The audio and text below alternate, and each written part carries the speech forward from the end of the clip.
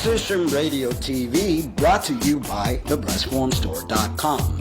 They have everything you could possibly need for your cross-dressing and transgender needs. Visit their website at www.thebreastformstore.com and tell them Transition Radio sent you. The following ingredients include a look behind the scenes. Cook uncovered until hot. Add grooves to taste. I would like, if I may, to take you on a strange journey. Once upon a time, there was a little girl. The accident was over a year ago. A second woman has been elected president. A 12th planet has been named in the solar system. The last wild polar bear has died. I slept through it all. I was here for my waking. He called it a beginning. He said it was good. I think he may have thought that anything I did was good. Welcome to Transition Radio, live from Hilton Manors, Florida.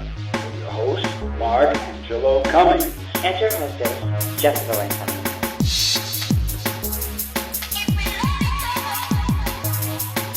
A show for trans folks, by trans folks, here to let your voice be heard.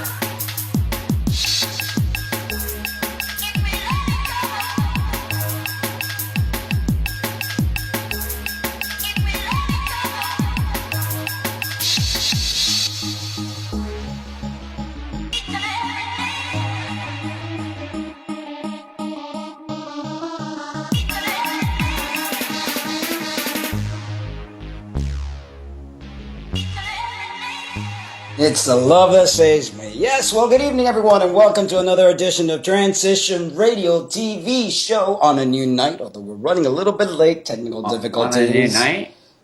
New You mean time. at a New time? time. Yeah, see, it's all the technical difficulties driving me crazy. There must be a full moon or something going on on our planet. It Government sounds shut like- down. Everything's shutting down. It sounds like Mark has technical difficulties, actually.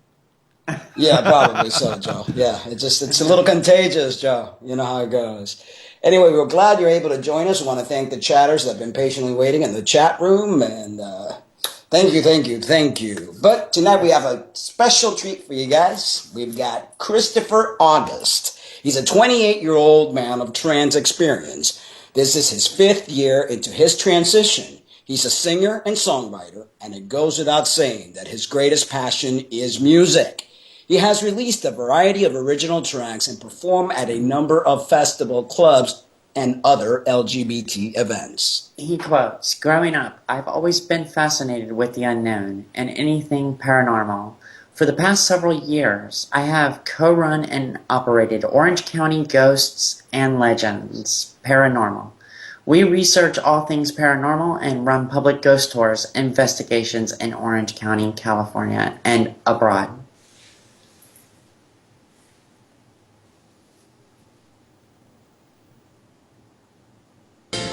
If you want a lover, I'll do anything you ask me to.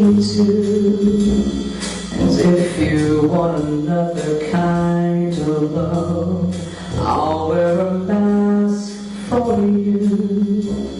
And if you want a partner, take my hand. If you want to strike me down in anger, feel a stand. I'm your man. If you want a boxer, I step into the ring for you. And if you want a doctor, I'll examine every inch of you. And if you want a driver, climb inside. If you want to take me for a ride, you know we can. 'Cause I'm your man. All the moon's too bright, the chain's too tight, the bees won't go to sleep. I've been running through these promises to you that I made and could not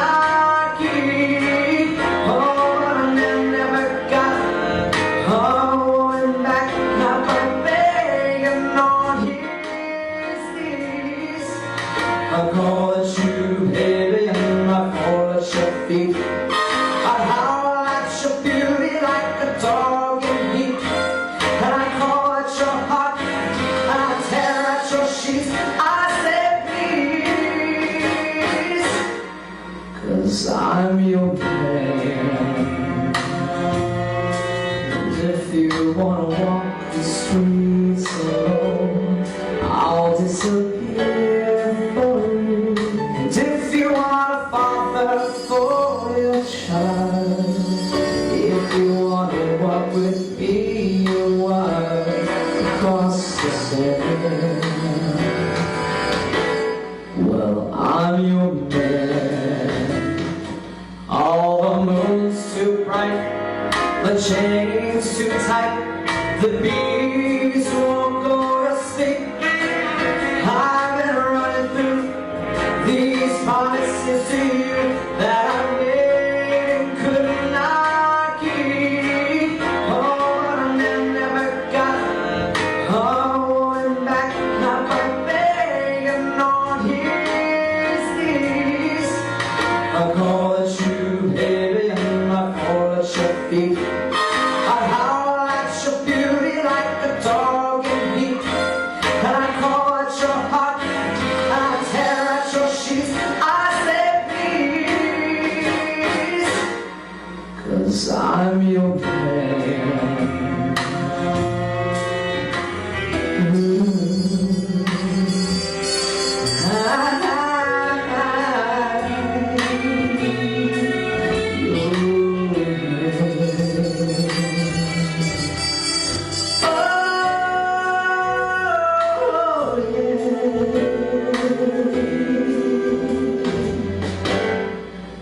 I'm your man.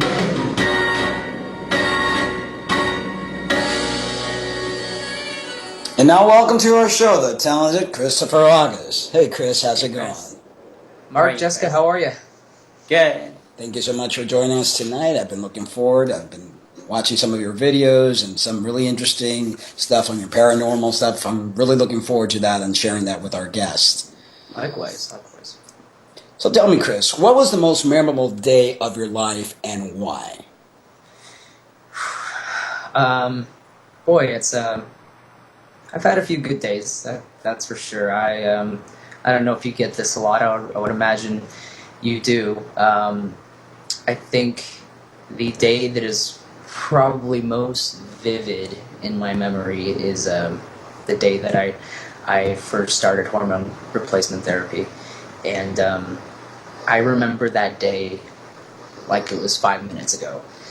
I remember where I was. I remember everything I was thinking in that moment. I remember the ride over. I remember the ride home. I remember it's crazy that, yeah, it was 5 years ago, but, 5.5 years ago, but obviously it goes without saying that it was probably the biggest life-changing event in my life.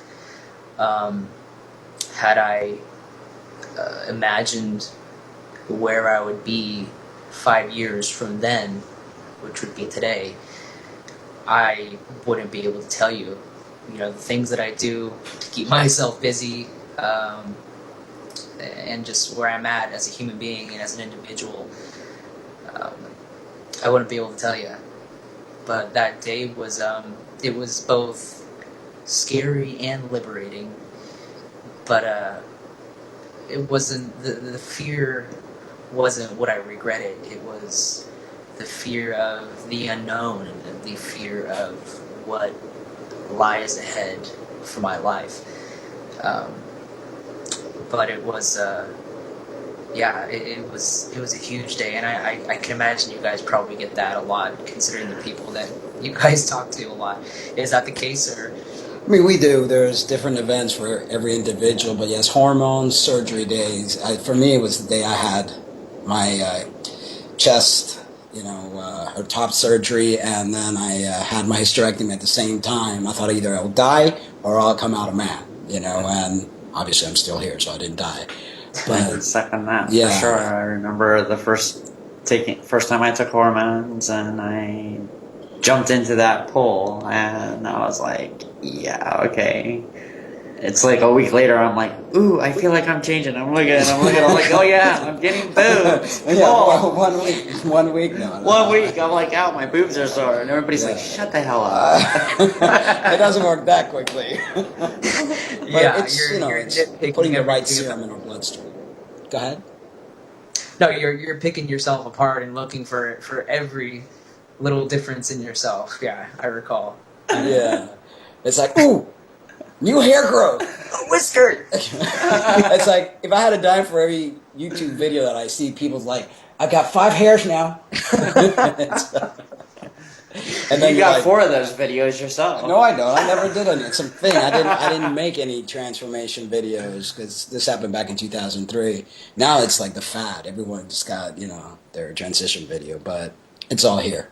And it's all here. So Exactly. And I think, I do regret that I didn't really not so much publicly document. I'm very private and I'm not personally comfortable with that, but I think even just for myself, I'm kind of regretful that I didn't, take photographs and document that as I went along. But like you said, it isn't here, and I lived it and I experienced it, and I can go with that. So that's good.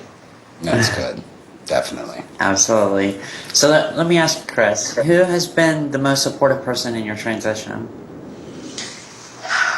I've been very fortunate, and I know not everybody can say the same thing. I've been lucky to have wonderfully supportive friends in my life, longtime friends, people who've been through it with me every step of the way.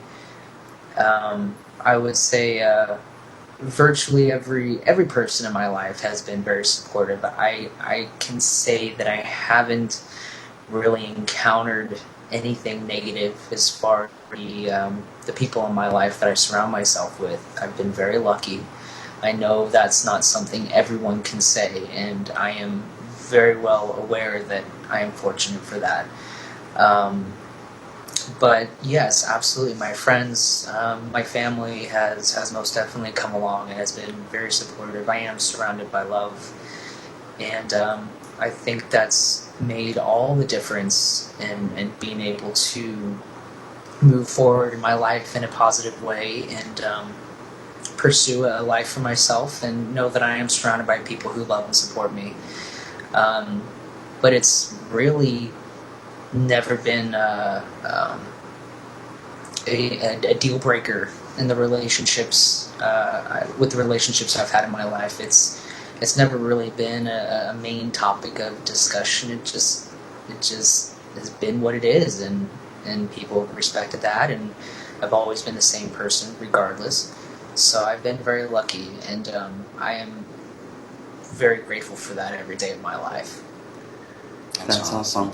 And like you said, not everyone is that lucky. I mean, a lot of individuals get a lot of slack from their family members and friends, and some of them never actually get them on board, and that's really sad. I think the norm is the beginning of it. People are uncomfortable, they might push you away, but then with time, and they see the happiness we're demonstrating, they start accepting us. But there's always one person more than another. My dad was more accepting than my mom, and I thought it'd be the other way around, but was there equal parents both accepting with you, or was there one more than the other? Or I think very similar to you. I think how I envisioned it in my head, obviously I made it out, I prepared for the absolute worst, just so that I wouldn't set myself up for disappointment. I prepared myself for the worst of the worst, disownment, you name it. I envisioned certain people to take it better than others, and some family members surprised me. It goes without saying that it was definitely a struggle for my family, and it wasn't a cakewalk. But my dad has been wonderful. My mom has been a lot better. My mom has been great. I know they love me. I have 2 sisters who have been very supportive and wonderful. It's been a growing process, and it wasn't easy right off the bat, but every day it is better. And I think how I approached it not only with just my family, but with my job, my friends, that, the less of an issue I make it, the less of an issue it is for them, that they see that I'm just living my life, that it's really not this earth-shattering thing that's going to ruin everything.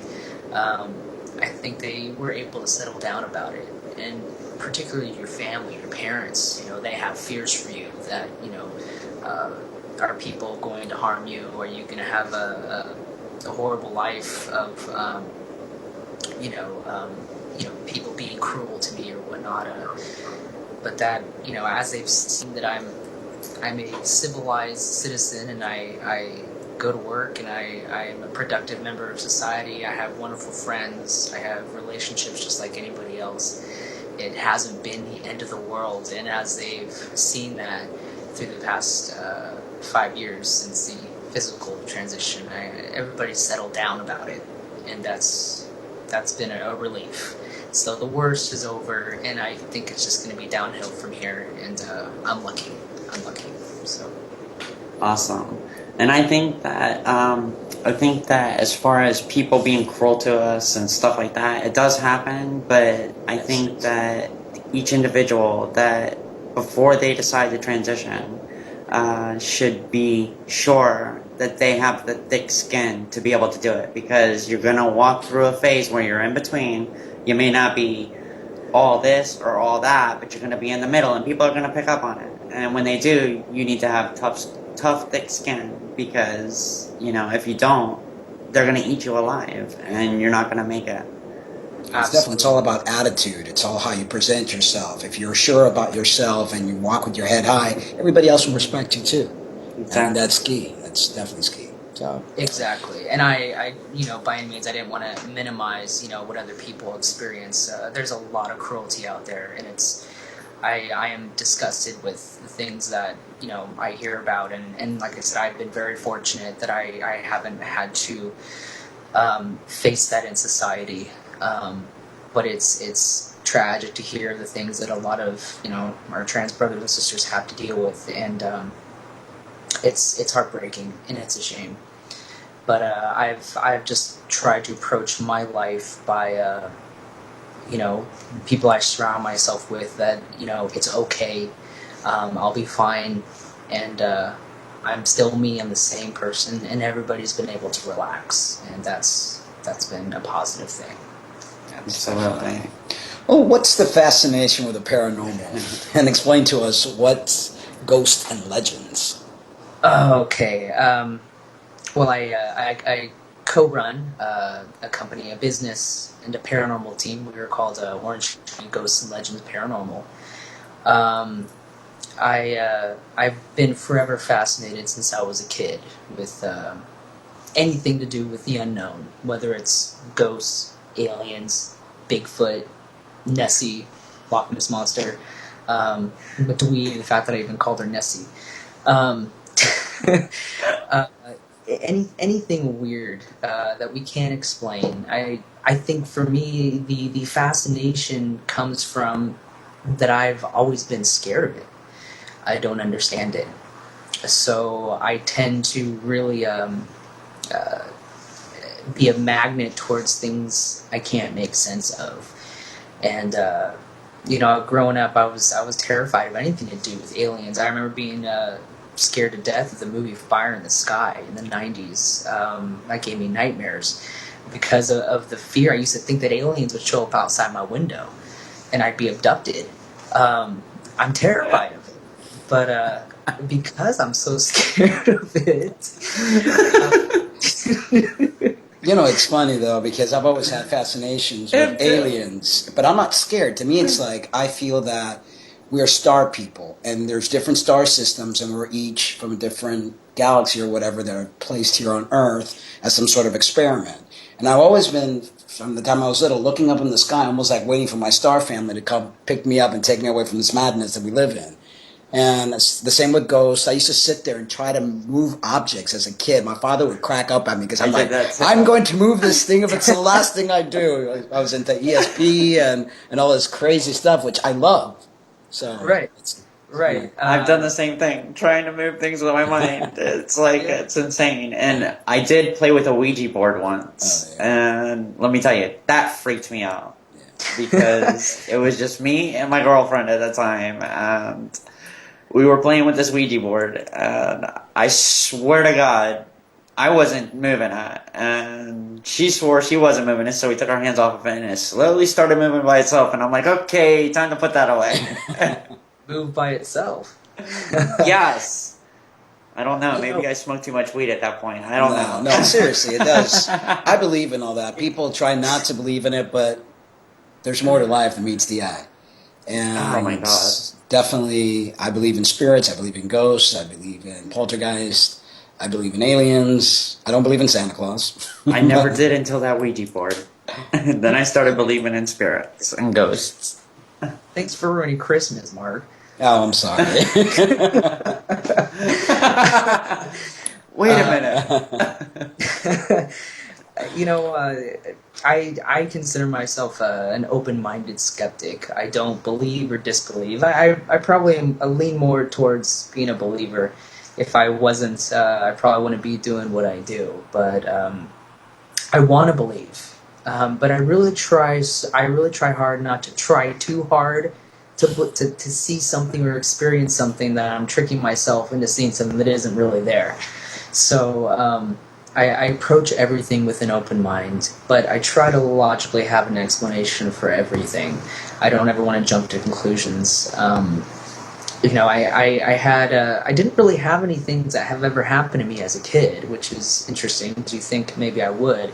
But I didn't have anything happen to me, and it wasn't maybe until I was somewhere around 2021, I had a series of 3 events that happened back to back within the course of 3 to 6 months, seeing a potential full body apparition, having something talking in my ear. No drugs were involved. No, let's do it right now.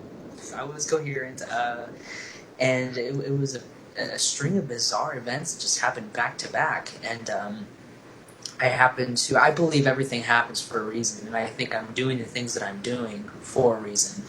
My business partner that I work with, I had a buddy come out and visit, and we were trying to think of something to do. And around here in Orange County, there isn't exactly your cream of the crop of things to do. So he was coming out to visit, and we were all thinking, what can we do that would be really fun? We're all interested in ghosts and anything spooky.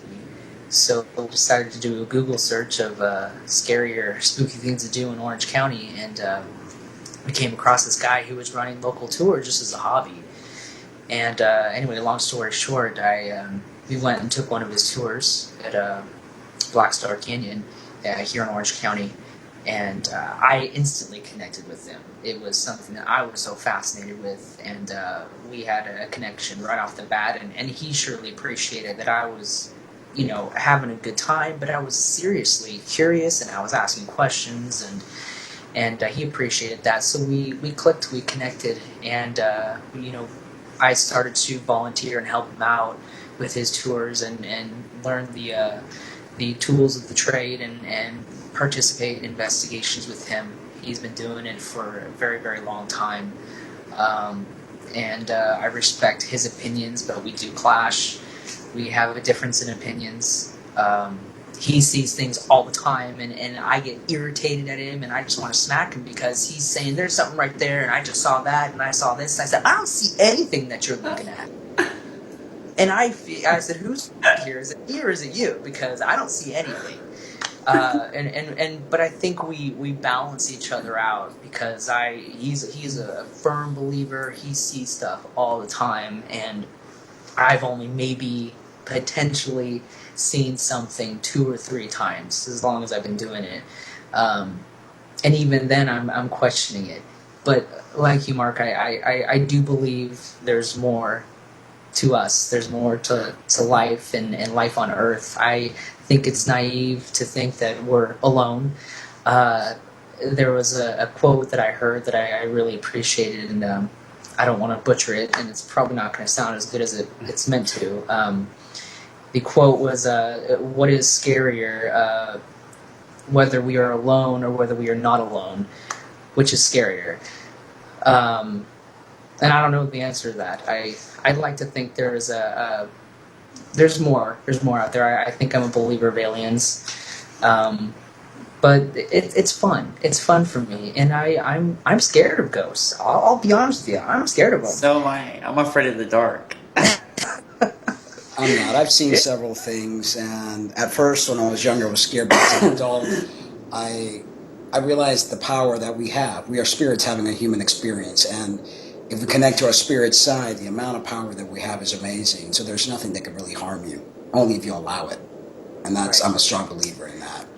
Well, right. You said to say if we saw something behind you. I don't know. There's something towards your left shoulder there, kind of moving around a bit. So looks like the lights coming through the blinds. Probably the sun going down. Oh, okay. Either that or it's a waffle French fry. Yeah, it's a waffle ghost. Waffle ghost making as well self-known. Right. Actually, the funny thing, though, I don't know if anybody's experienced this, but like when I was younger, and I would go to sleep, I would wake up in the morning, I would go to bed, I would have socks on my feet and covers over top of me, and in my grandmother's house, it's like almost on a reoccurring basis, the covers would be on the floor off the foot of the bed, and my socks would be off my feet. Definitely a little playful poltergeist. I guess. Very unexplainable, but it's like, okay. But it's just, it was crazy. I could not understand how that happened, how they ended up on the foot of the bed on the floor. The covers. I lived in a house that was, oh my God, it had so many. I mean, you'd be watching TV and you would see things running like that, and you look again, and you'd be in the mirror, like looking at, like grooming yourself, and all of a sudden you see something and you look behind, and crazy stuff like that. So I'm a true believer, man. Anyway, we want to share this video clip with you in the Grand Canyon Cavern. So a little stuff for the viewers to see. It's a pretty nice clip.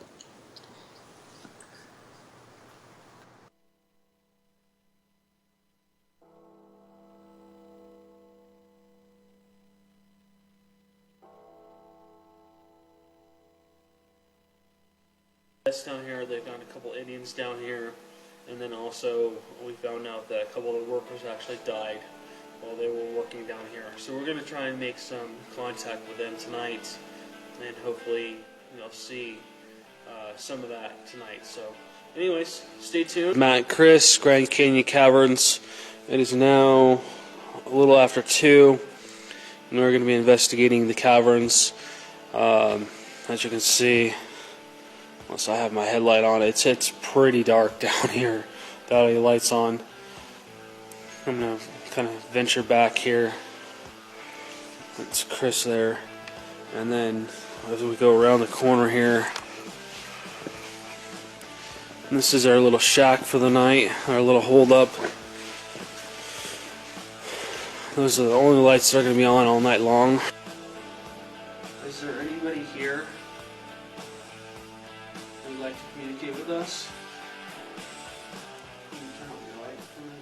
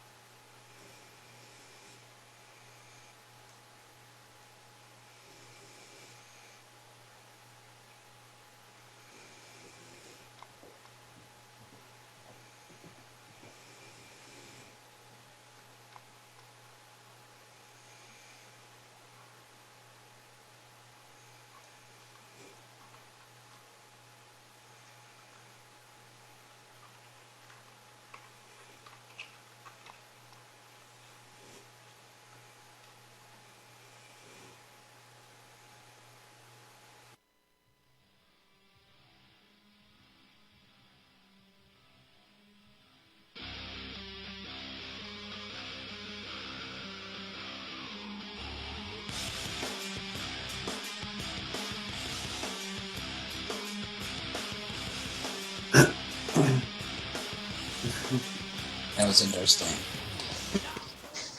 Yeah, those. So it goes without saying, have you seen a lot of stuff in the caverns? Is that what mostly you guys go into, or? The Grand Canyon Caverns is fairly untapped territory in the paranormal field. We're really trying to bring some attention to it. I can sit here all day and tell you how cool it is till I'm blue in the face, but it's really something one has to experience for themselves. Those audio clips, normally you have to, put some earphones on to really hear it completely, but particularly the one in the restaurant where it sounds like a person running. Man, I remember reviewing the video for that, and I caught that one, and we have to review hours upon hours of audio and video footage when we do our investigations. And it's one of those where I was just nodding off, and I was trying to stay awake, and I'm watching the screen, but I'm not watching the screen. And as my partner and I and the other investigator we had at the time, we were talking in the background. We didn't hear that at the time. That was loud. That was a person running. And when I'm listening to it, obviously it was so loud that I jumped up and I'm thinking, what the hell was that? And I remember rewinding that over and over and over. Then I got up and I paced because I'm thinking, holy cow, we didn't hear that. I know we didn't hear that because nobody even acknowledged it. And that was so loud, almost like a child running on wood floor or something. And we believe that it's very much it's not so much an intelligent haunt. It's what we call residual energy, where it's an event in time that is just happening over and over again. We feel a lot of the Grand Canyon Cavern property is very much residual activity versus intelligent hauntings.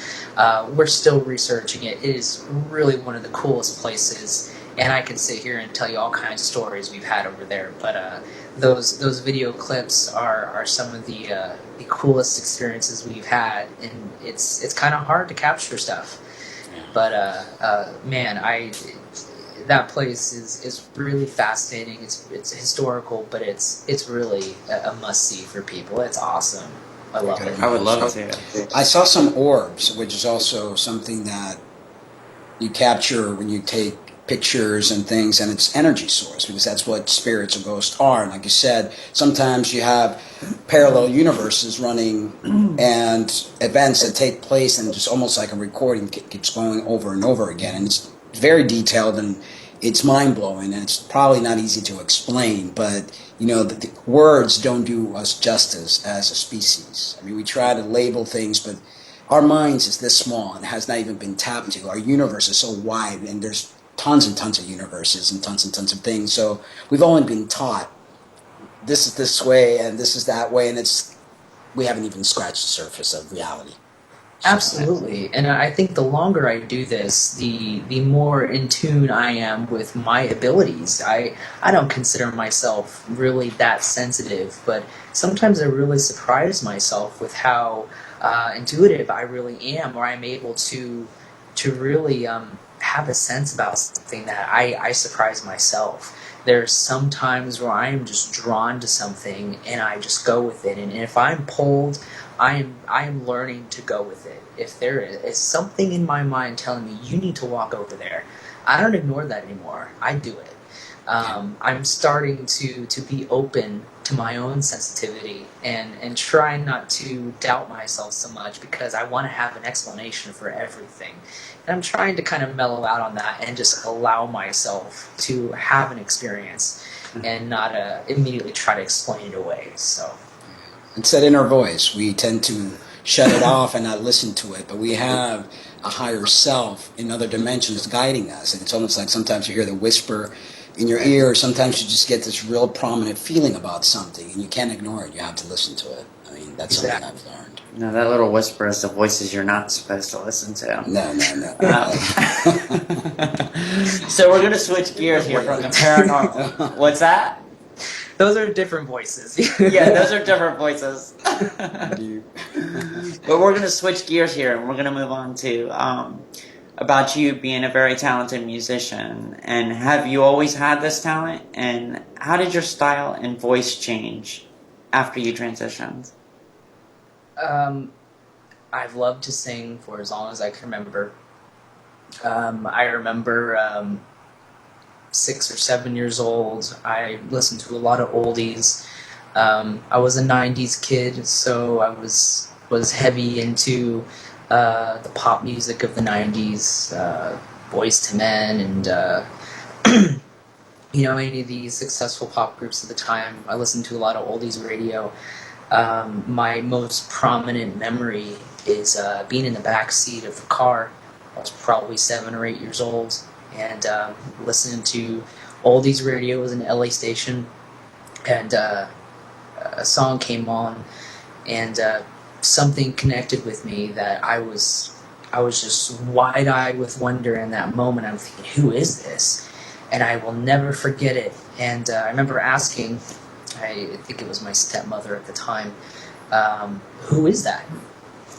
And she wasn't quite sure. It was not a typical hit for this individual, but I later found out it was an Elvis Presley song, and it was called "That's Alright."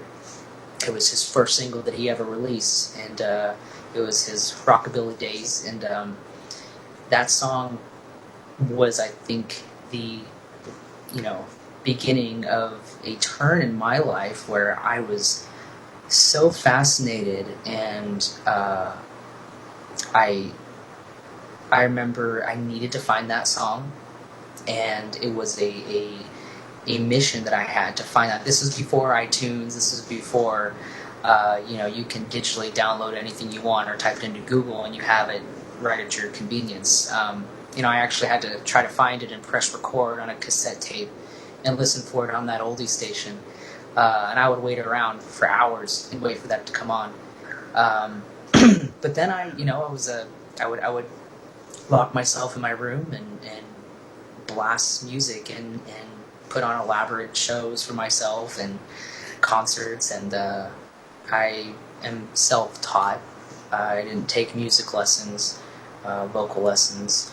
I basically taught myself by mimicking my favorite singers at the time.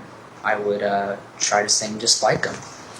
And so I was shy. I didn't perform in front of people. I never wanted to open my mouth. I was in choir in middle school, and I hid in the back. I hid in the back. Not to mention, I don't need to tell you that it was middle school, so enough said. So that was an awkward time. But I was very shy about it, and I was probably really shy about singing and music until my early adult years, probably till I was about 20, 21, and 28 now. So I didn't really get up in front of people and sing. I didn't really have the confidence to do so. So did you find that your voice changed a lot? I know that I'm also a musician, and I used to have a lovely soprano voice. And one day I went to sing, and it was like, it was like, oh my God. So I couldn't sing for a while, but I taught myself to sing again, and I developed a new voice, the raspiness, whatever, male voice that I have now. Did you find that your voice changed a lot, or you one of the lucky ones? Or? Embarking on the embarking on HRT, that was obviously my biggest fear, was how my voice would change. How would I cope with it? How would I deal with it? And the unknown with how much it would change and how drastic it would be. Would I lose my vibrato? Would I not even be able to hold a note? There was really no research on it, and I inquired with doctors and asking about it, and nobody had an answer. Well, it's a gamble, and yeah, it is a gamble. You just don't know. But it seems that it obviously doesn't ruin your voice. You just have to retrain yourself and adjust to the change. And I like it. I think it goes without saying that I I can still sing a lot of the songs I used to do before, but and I stick to the same genre, but it's just my voice is thicker. Obviously, there's a lot more substance to it. I've always had a I don't know the word I'm looking for. I didn't really have a high-pitched voice, so to speak. I had a very good falsetto, and I think I still have a decent falsetto, and I embrace it. I love it. It's kind of my signature. But I've adjusted, and I think anybody can adjust to it. But it's like a muscle. Your muscle memory, and you have to keep practicing. And I just worked through it, and it wasn't it wasn't the big drastic change that I thought it would be, which is good, because it's not like I'm starting over. I've just kind of moved with it. So it's been a smooth change in transition. So I've been lucky with that. That's good. That's awesome. Well, speaking of, here is a video clip of one of your originals on YouTube.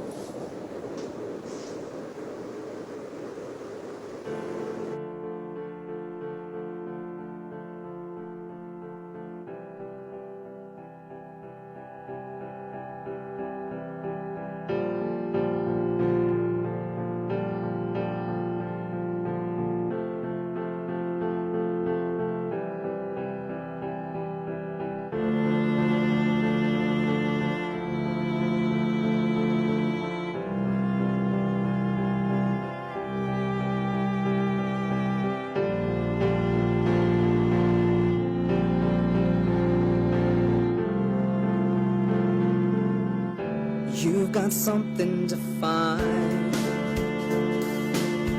Well, that's alright, do it on your time. You left me behind, drowning in your rain. Was it all just a lie? You came and went beside in your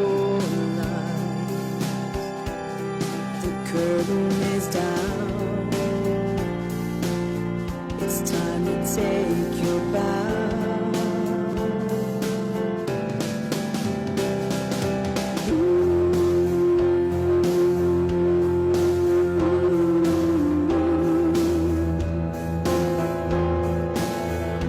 You're no longer on my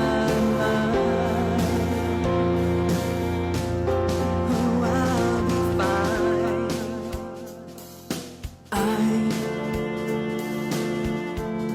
I've heard it before. Said you wouldn't let me down. I'm weary from this war. Out of sight, out of mind.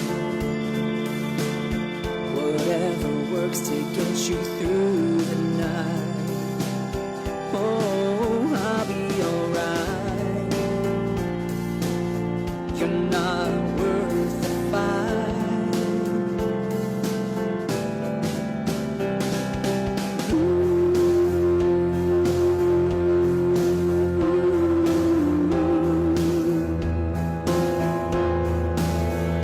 You're no longer on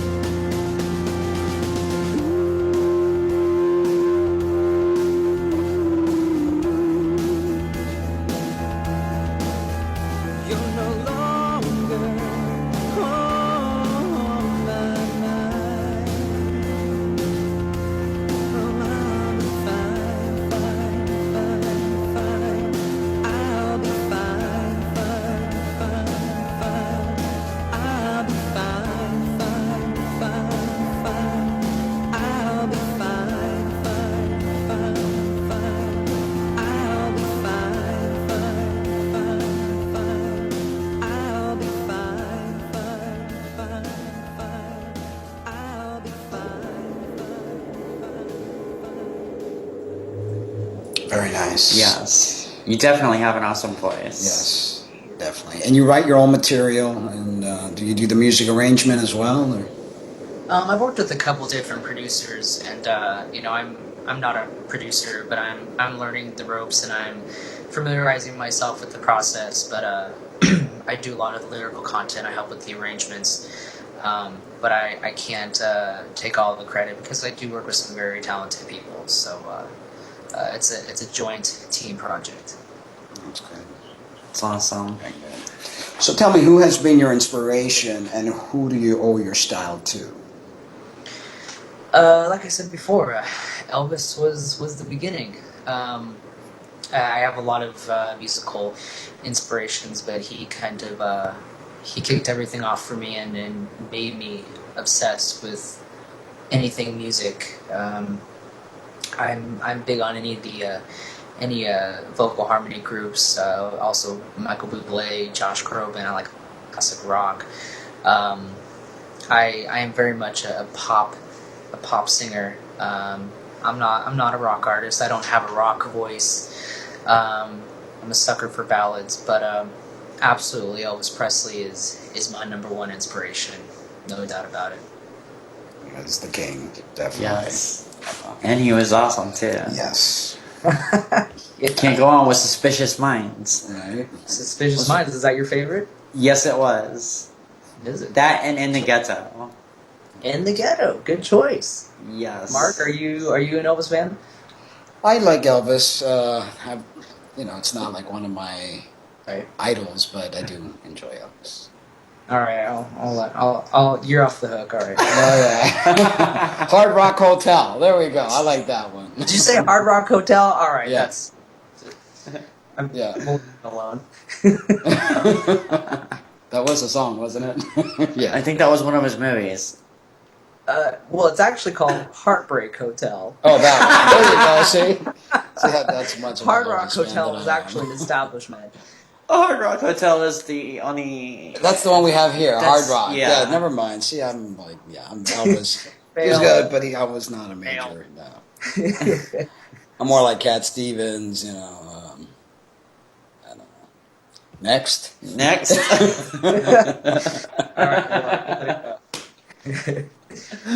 So, Chris, what would you like to see change in our community? Other than everybody getting along, I think I'd like to see our community stand up for each other more. And I think it's a wonderful thing to be an ally to the LGBT community in general. But I think a lot of times we kind of just stand in the background and we wait for stuff to happen. I think it's important that, while I know that not everybody's, out waving a flag about it, I would like to see, our community involve ourselves in our community more, locally. I hate the fact that we have to take part or even put on Trans Day of Remembrance because it's horrible. I hate that we even have to do it, but it is important that we acknowledge what is happening. And when I do attend these things yearly, I have for the past several years, I'm often disappointed that more people from our community, don't participate and don't show up and don't support each other. I think, if there's a community event going on, a trans event or something to support our community, I would like to see more people going out to support that. And, I've been a part of some LGBT events where, pride events where if they do decide to include the T community, we're kind of told to go in a corner and behave ourselves, and nobody says anything about it. I'm surprised that our community doesn't, rise up and stand up for ourselves. And like I said, I know not everybody's a flower. We don't wear stickers on our foreheads, and I understand that. And some people just want to kind of live, and I'm about that too. But we've got a ways to go, and I like to see us support each other a little bit more than more. And that will take place, I think, when we unite more as a group, because the problem I see, and I've been transgender or transitioned since 2003, and I've seen the pendulum go back and forth and stuff like that, but they're groups that just don't get along, and there's the elitists that say, well, you're not trans enough if you don't do this, and if you don't have the phalloplasty, and you've got the MTFs that argue with each other because one didn't have this and the other, instead of dividing one another by fighting and creating nitpicking on stuff that really doesn't matter. We're all trans, and we're all trans enough. We should unite, and the more we are in numbers, the more our voices will be heard. And like you said, they don't support things. Like, we've had this TV and radio show now for over a year, and we have a great following, but I like to see more. I know there's a lot more trans individuals out there. We create a format where they could call in and chat and voice their opinions and ask questions.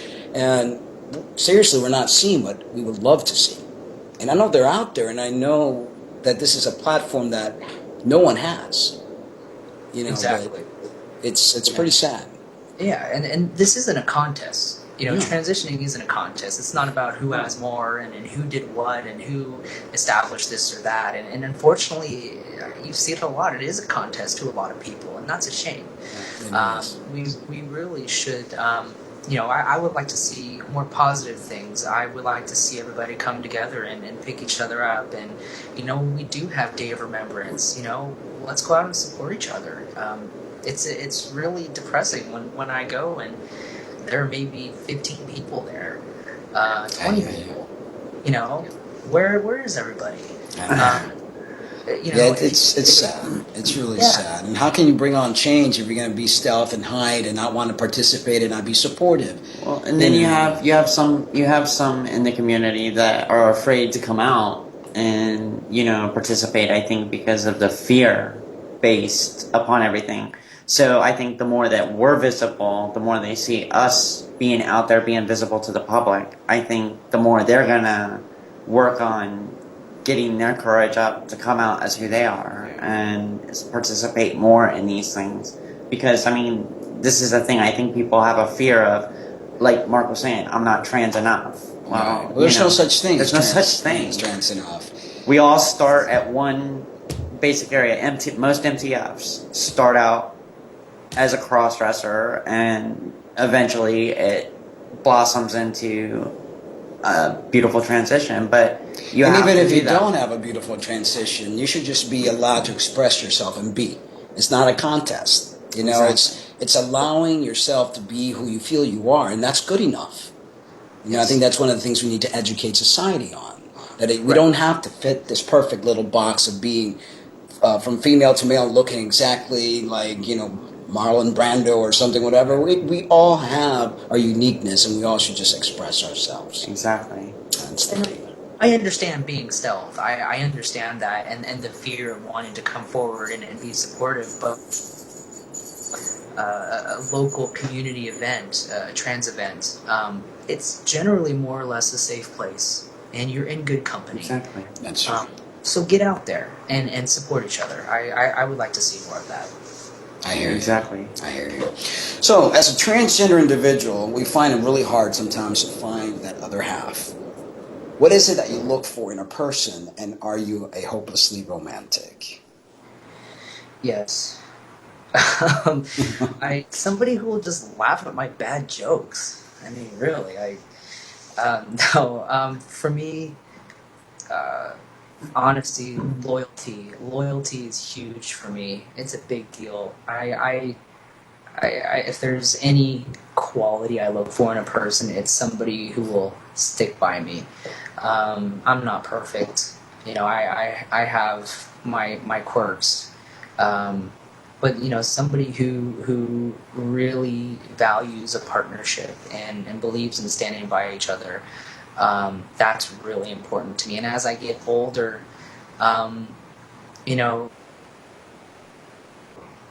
preferences change. Yeah, you want to be attracted to somebody, but at the same time, a person's set of morals and who they are and how they treat you is obviously so much more important and I'm learning that a lot as I get older. So I am disgustingly a hopeless romantic, and I will admit it. I'm not ashamed. I dream of that fairy tale scenario, but that's not reality, and every relationship has its ups and downs. But the right things come at the right time. So I'm optimistic. But loyalty is my number one. Definitely. Yes, absolutely. Well, here's another clip of one of your performances. Great. I've been traveling over mountains, even through the valleys too. I've been traveling night and day. I've been running all the way, baby, trying to get to you. Ever since I read your letter, where you said you loved me true. I've been traveling night and day. I've been running all the way, baby, trying to get to you. Well, it's your loving letter, where my heart began to sing. Well, many miles between us, but it didn't mean a thing. Oh, I just had to meet you, baby. And you said you loved me true. I will try for night and day. I've been running all the way. Close to that. Here we go.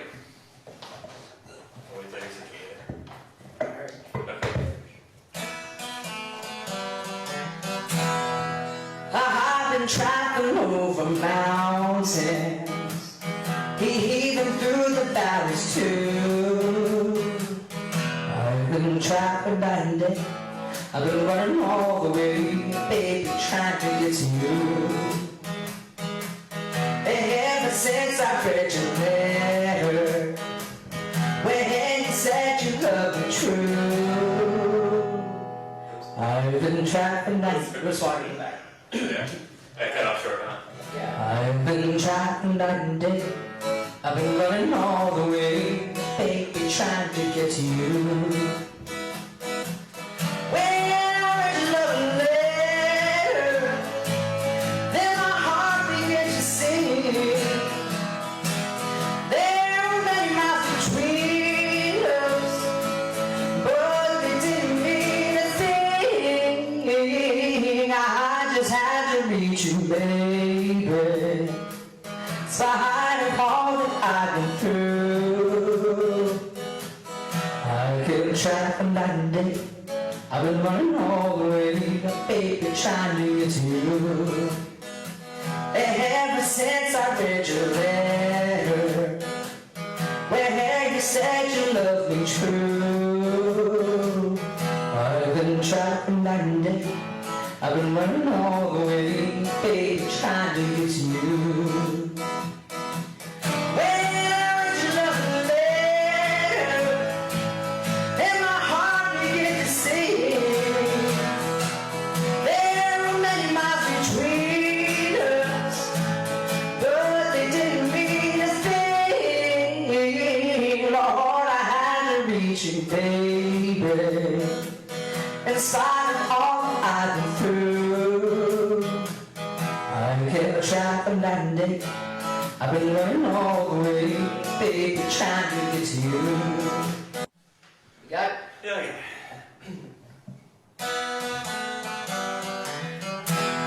I've been traveling over mountains, even through the valleys too. Too long? Too long. Yeah, too long. It's alright. I was off. When the world's dark as night, it shines bright as light. When I'm just trying to get to you.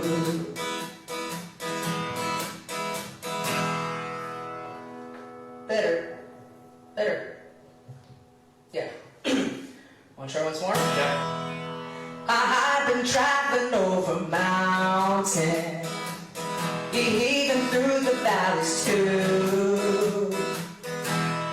been traveling night and day. I've been running all the way, baby, trying to get to you. Well, every night it told me that you really love me true. Lord knows how much I love you. Love brought me through. When my way was dark as night, His shine is bright as night, when I was trying to get to you.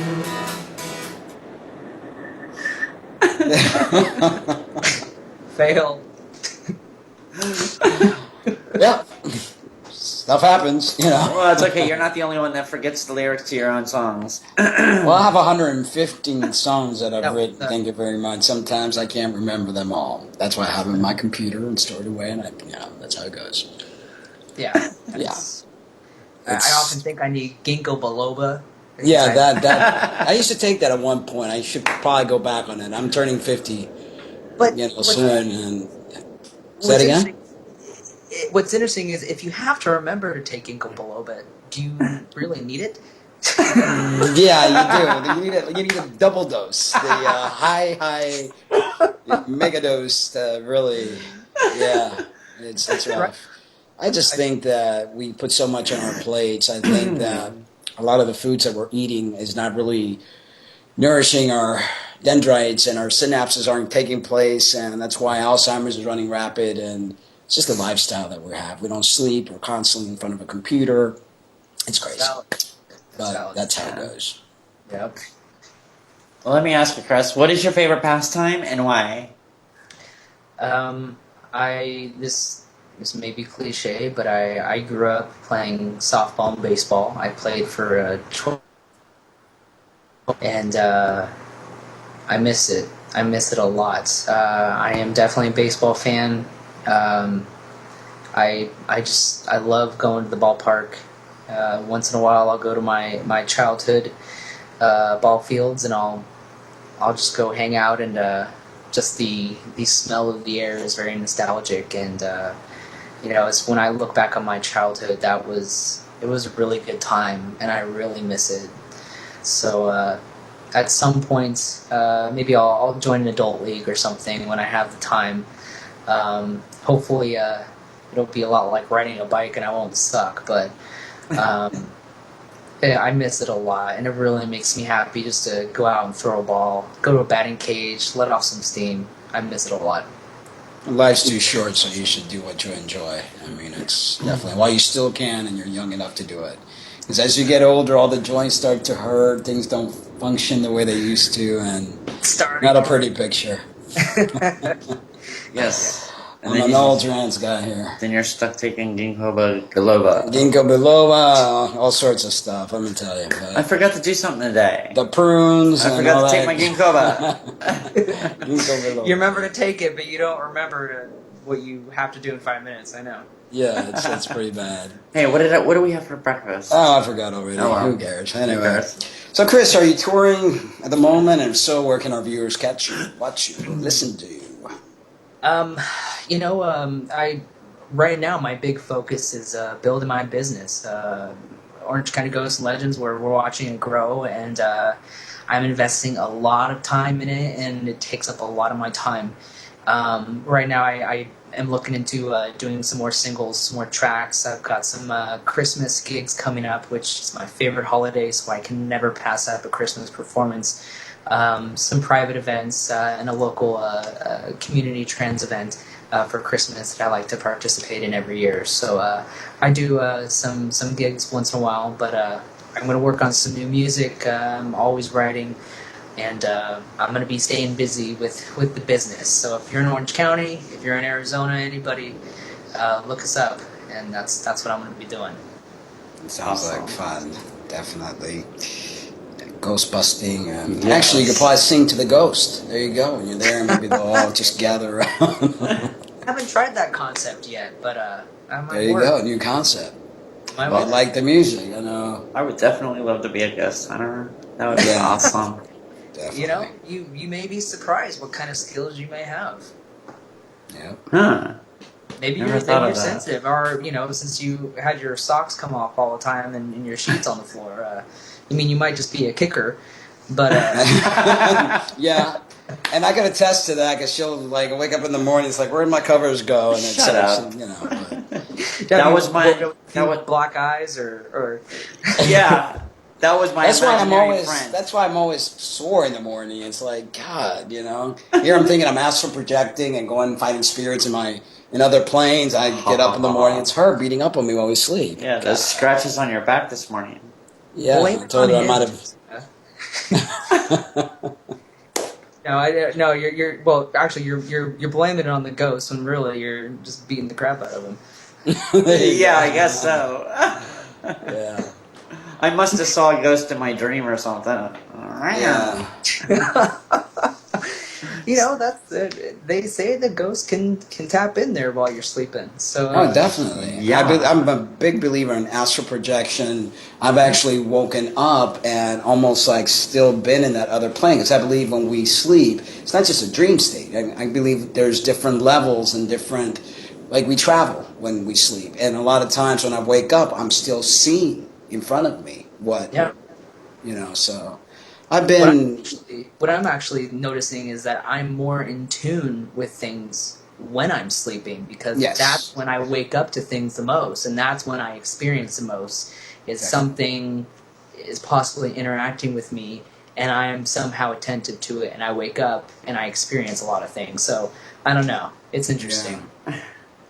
I'm definitely a believer. Like I said, there's different dimensions. This is just like a little speck of sand. We haven't even a clue. We haven't even tapped into the surface of it.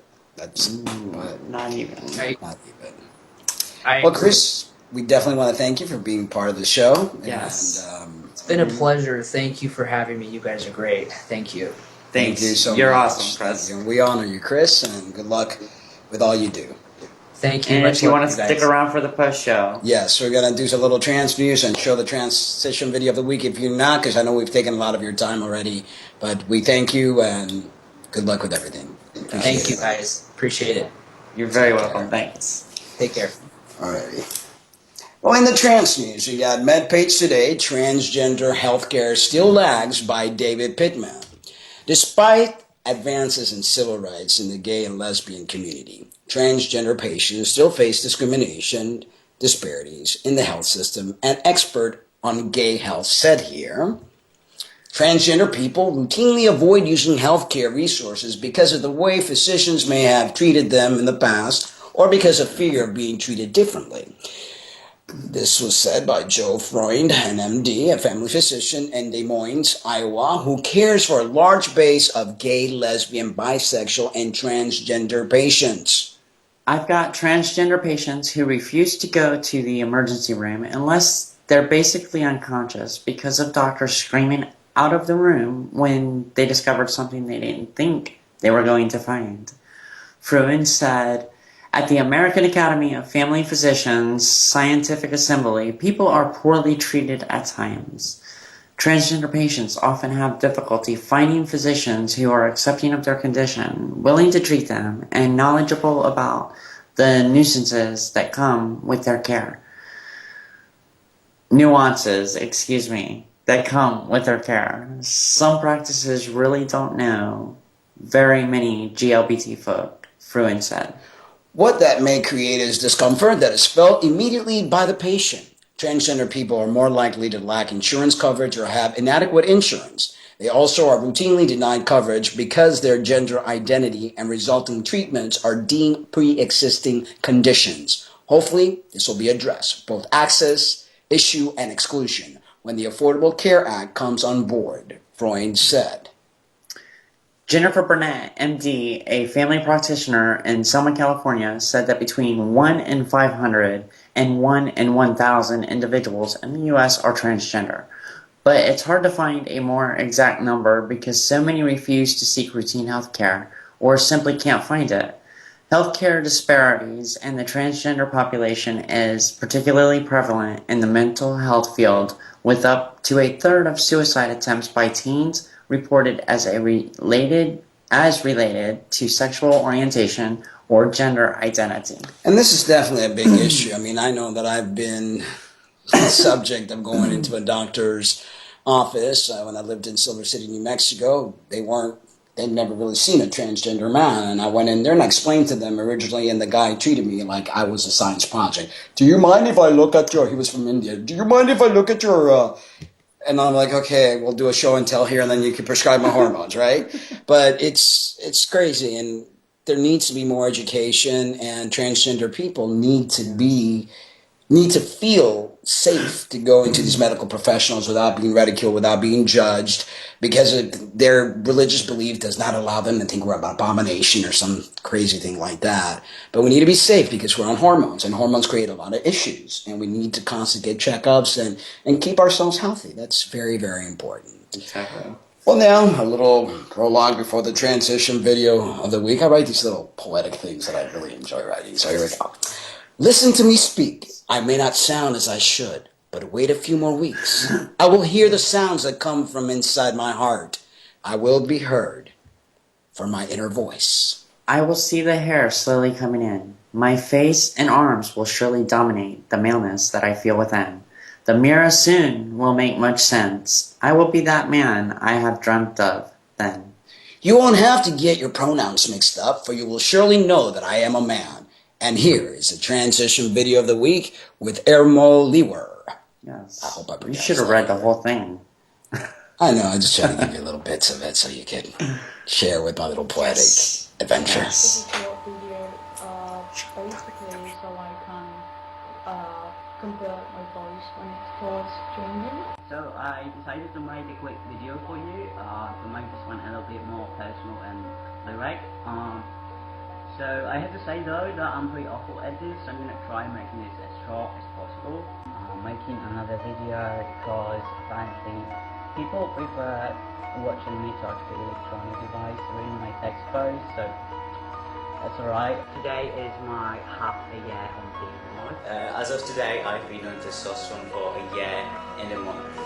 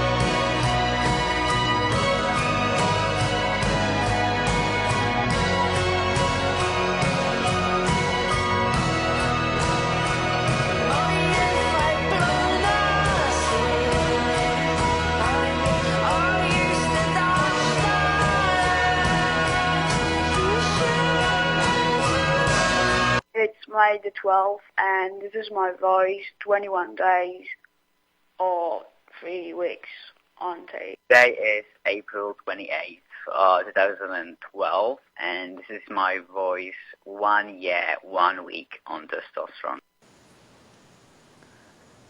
Amazing transformation. Very good-looking young man, and beautiful transformation. Absolutely. Okay, remember to send us your transition video to transitionradioshow@gmail.com. Again, that's transitionradioshow@gmail.com. And in the subject line, put transition video. Yes. And looking forward to receiving more and more of your transformation video. It's an amazing thing. Well, guys, thank you so much for joining us yet again. And let's see, let me bring this down so let's see what we have for our calendar. Or do I have Google Calendar? It's like multitasking is a difficult thing to do. Okay, we are going to have Rocky. This is going to be an amazing show next week. He is a young FTM. He's 14 years old, right? 14 or 15. 15 years old. 15. And courageous young man. You're going to love him. And his mom will be by his side to answering some of the questions and stuff. So that's going to be a very exciting show. So stay tuned next week at 8 p.m. Yes. And well, we got to start a little later today, but hopefully everything will be working A-okay by next week. Thank you, chatters, for joining us in the chat room, even though you were kind of quiet, but I know many of you just go in and listen and just kind of enjoy the show. Absolutely. We appreciate that. We appreciate Thank you for joining us, Chris. Yes, thank you so much, Chris. Thank you, Joe, for all you do. And thank you, everyone, for tuning in. And we love you. But remember to always love yourselves, too. That is so important. Good night, folks. Mwah.